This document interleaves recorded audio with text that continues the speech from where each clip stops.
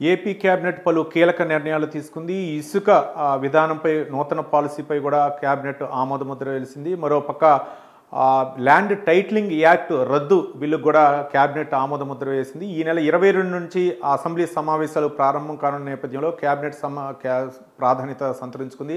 మరోపక్క నూతనంగా ప్రభుత్వం ఏర్పడిన తర్వాత మొట్టమొదటి అసెంబ్లీ సమావేశాలు కావడంతో విధి విధానాలను ఖరారు చేశారు. మరోపక్క 2000 కోట్ల రూపాయలు పౌర సరఫరాల శాఖ రుణం తీసుకునేందుకు కేబినెట్ ఆమోదం తెలిపింది. మరోపక్క రైతుల నుంచి ధాన్యం కొనుగోలుకు 3200 కోట్ల రూపాయలు రుణం తీసుకోవడానికి కూడా ఎన్సీడీసీకి ఆమోదముద్ర ఎన్సీడీసీ నుంచి తీసుకోవడానికి కోసం కేబినెట్ ఆమోదముద్ర వేసింది. దీనికి ఒక ముగ్గురు మంత్రులతోటి అచ్చెన్నాయుడు, అలాగే అనగాని సత్యప్రసాద్, అలాగే నాదెండ్ల మనోహర్ ముగ్గురు మంత్రులతోటి ఒక కమిటీని వేశారు. అలాగే రైతుల నుంచి ఏదైతే రుసుముందో అది రైతులు చెల్లించాలా లేకపోతే ప్రభుత్వమే చెల్లించే విధంగా ఒక త్వరలో ఒక నిర్ణయం వెలువరించనున్నట్లు మొత్తానికి తెలుస్తుంది. అయితే ఈ నెల 22న మన అసెంబ్లీ సమావేశాలు జరగనున్న నేపథ్యంలో పలు కీలకమైనటువంటి అంశాలపై అయితే నిర్ణయం తీసుకున్నట్లు తెలుస్తుంది. ఒక పక్క ఇసుక నూతన పాలసీలు అవ్వచ్చు, ఉచిత ఇసుక ఏదైతే ఇవ్వాలని చెప్పేసి ప్రభుత్వం తీసుకున్నటువంటి నిర్ణయానికి కూడా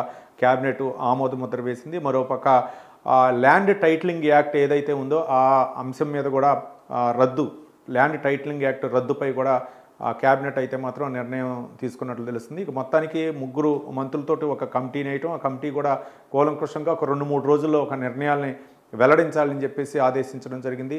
ఇక ఈ నెల 22న అసెంబ్లీ సమావేశాలు జరగనున్న నేపథ్యంలో విధి విధానాలను కూడా ఖరారు చేశారు. మరోపక్క అసెంబ్లీలో అనుసరించాల్సినటువంటి వ్యూహాలు, అలాగే మరోపక్క ఏ అంశాలకు ప్రాధాన్యత ఇవ్వాలా, అలాగే ఒక పక్క చంద్రబాబు నాయుడు శ్వేతపత్రాలను విడుదల చేస్తున్నారు. ఒక్కొక్క శాఖకు సంబంధించినటువంటి ఇప్పటివరకు అయితే మాత్రం 4 శాఖలకు సంబంధించినటువంటి శ్వేతపత్రాలను విడుదల చేశారు. మొదటగా పోలవరం ప్రాజెక్టుపై మొదటి శ్వేతపత్రం విడుదల చేశారు. తర్వాత రాజధాని అమరావతిపై శ్వేతపత్రం విడుదల చేశారు. తర్వాత విద్యుత్ శాఖపై, అలాగే అక్రమ భూములు బదలాయింపు గత ప్రభుత్వ హయాంలో జరిగినటువంటి భూములపై కూడా శ్వేతపత్రం, మొత్తానికి 4 శ్వేతపత్రాలు అయితే విడుదల చేశారు.